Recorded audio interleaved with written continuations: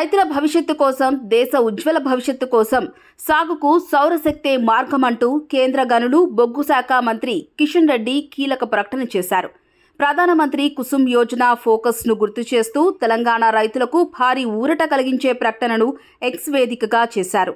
ప్రధానమంత్రి నరేంద్ర మోదీ ఆలోచన ప్రకారం వివిధ వ్యవసాయ భూముల్లో గ్రిడ్కి అనుసంధానమైన సోలార్ పవర్ ప్లాంటు, స్వతంత్రంగా పనిచేసే సౌర వ్యవసాయ పంపులు, గ్రిడ్తో అనుసంధానమైన సోలార్ పంపులను ఏర్పాటు చేయడం ద్వారా రైతులకు శక్తి భద్రత, నీటి భద్రత, ఆదాయ వృద్ధి, డీజిల్ ఆధారిత వ్యవసాయంపై ఆధారాన్ని తగ్గించడం, పర్యావరణ కాలుష్యాన్ని నివారించడం వంటివి ప్రధాన లక్ష్యాలుగా పెట్టుకున్నట్టు అని కేంద్ర మంత్రి కిషన్ రెడ్డి పేర్కొన్నారు.